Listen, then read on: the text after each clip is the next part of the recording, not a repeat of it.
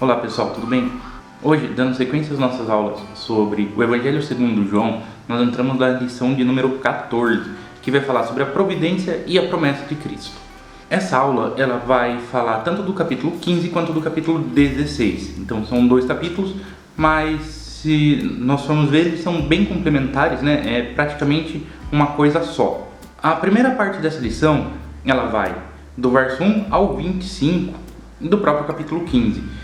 E aqui, vão ser divididos em duas partes. A primeira é quando Jesus fala uma metáfora em que ele se coloca como a videira, o Pai, Deus, como o lavrador e a humanidade como os ramos dessa videira.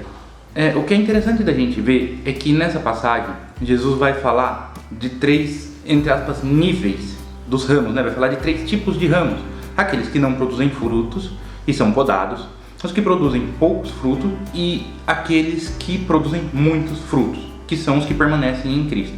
Então, o que Cristo vai falar aqui é que nós devemos permanecer nele, devemos buscá-lo, devemos fazer a vontade dele para que nós possamos dar frutos.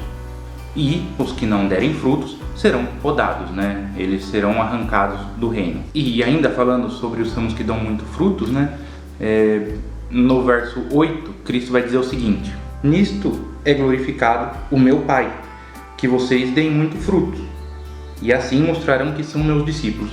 Então, dar muitos frutos demonstram essa proximidade com o Cristo. Aí, na sequência, Cristo vai falar novamente sobre o amor ao próximo. E aqui eu vou ler os versos 9 e 10, só para a gente ter essa ideia, Só para a gente ver o que Cristo fala sobre o amor ao próximo. Como meu Pai me amou, também eu amei vocês. Permaneçam no meu amor.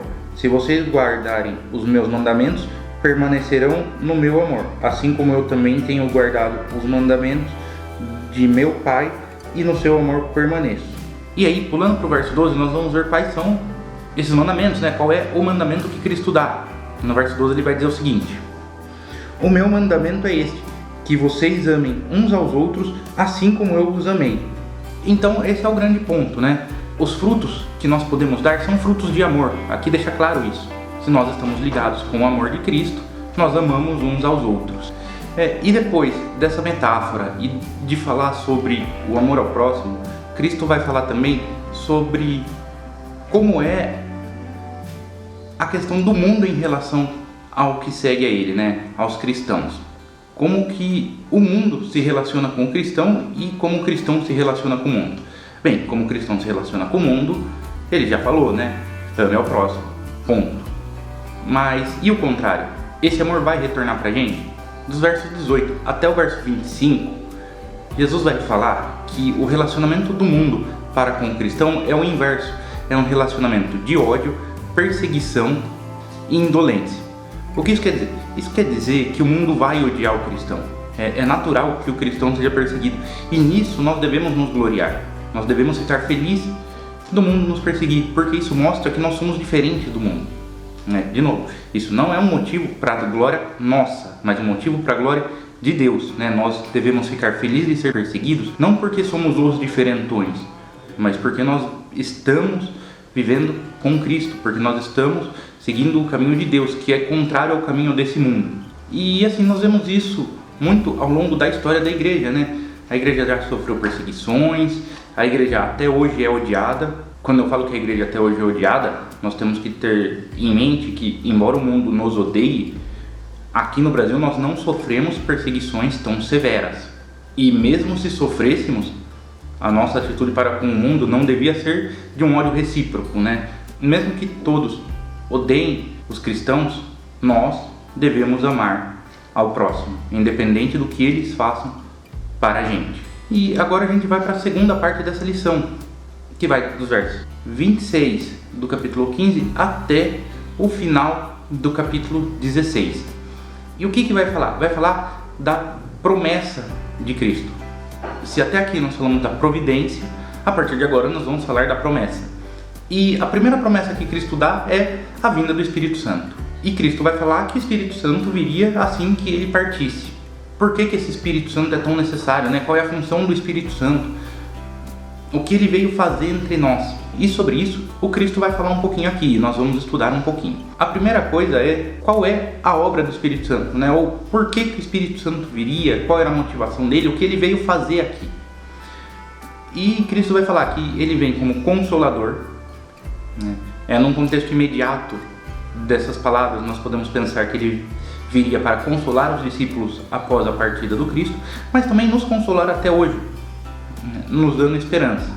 O Espírito Santo também viria para convencer as pessoas do pecado, e isso é muito importante mesmo, porque se Cristo veio para falar sobre o pecado, né? Se Cristo veio para nos levar ao céu, se a obra de Cristo serviu para expiar os nossos pecados e nos levar a Deus, né? Se Cristo veio pagar pelos nossos pecados, nós temos que saber desses pecados, né? E o Espírito Santo veio exatamente para isso, para nos convencer do pecado, para nos mostrar o mal que há dentro da gente e nos direcionar para o caminho correto. E quando eu falo guiar ao caminho correto, é muito interessante que a gente veja, né, que assim, nós ainda somos seres humanos, nós ainda nascemos da carne, nós ainda vamos pecar, mas Ele vai nos direcionar a um caminho de cada vez menos pecado, um caminho cada vez mais próximo de Deus, um caminho cada vez mais de amor, um caminho cada vez mais de servidão. E isso é muito importante. Por quê? Porque, como diz aqui, ele vai nos direcionar, né? Eu gosto de frisar isso para não ficar aquela coisa de que nós nos sintamos impotentes quando pecamos. E sim, nós vamos pecar, mas nós temos que saber que o cristão, embora ele peque, o caminho dele é em direção a Deus, né? Eu vi uma alegoria uma vez, e eu não vou me lembrar de quem fez, mas que falava que o caminho do cristão aos céus é como se ele subisse 2 ou 3 degraus de uma escada e descesse um. Então assim, sim, nós vamos errar, nós vamos descer esse um degrau, mas nós vamos, com a ajuda do Espírito Santo, com a direção do Espírito Santo, avançar. E sim, é importante tudo isso, é muito importante esse convencimento, é muito importante essa direção, é muito importante esse consolo, mas Cristo vai ser até enfático em falar da necessidade do Espírito Santo, né? Falar o quão importante ele é. Cristo não vai somente falar da obra do Espírito Santo, né? Não vai falar somente o que o Espírito Santo viria a fazer, mas ele vai falar o porquê era importante que o Espírito Santo viesse. E a primeira e mais óbvia é que assim que Cristo partiu, né, o mundo ficou feliz. E o mundo, eu estou falando aqui, o mundo caído, o mundo ficou feliz por Deus ter morrido. E a primeira função do Espírito Santo era ser esse Deus presente aqui na Terra. Esse mundo caído, né, esse mundo que odeia Cristo, ficou muito feliz do Cristo não estar mais aqui. E em contrapartida, os discípulos ficaram tristes com a partida de Cristo, né? Os discípulos se entristeceram, os discípulos iriam se entristecer com a morte de Cristo. Porque, como nós já vimos, embora o cristão esteja inserido nesse mundo, ele já tem uma outra natureza, né? Nós já somos de natureza divina. E por isso mesmo, com a partida do Cristo, com a morte do Cristo, o cristão ficaria triste, né? Os discípulos ficariam tristes. E por isso mesmo o Espírito Santo veio, para ser esse Deus presente na terra após a partida de Cristo, né? E com isso devolver a alegria aos discípulos, né? Devolver a alegria àqueles que seguem a Cristo. E então a grande necessidade do Espírito Santo estar na terra tem a ver com a própria presença divina, né? Primeiro, para que o inferno, para que a carne não achasse que está livre de Deus, e para que aqueles que buscam a Deus, né, para os discípulos, saberem que Deus está presente. Esse é a grande necessidade do Espírito Santo, e por esse motivo que ele veio. E além da necessidade, né, o Espírito Santo também, como eu já disse, viria trazer a esperança. Qual esperança? A esperança de que nós vamos viver com Cristo, a esperança de que Cristo está conosco, a esperança de que a nossa fé não é em vão. O Espírito Santo, ele veio para nos deixar esperançosos. Essa é a grande maravilha do Espírito Santo. Então, gente, essa foi a aula de hoje. Eu agradeço muito aos irmãos. Espero que essa aula tenha nos ensinado, assim como me ensinou. Fiquem com Deus. Até mais. Amém.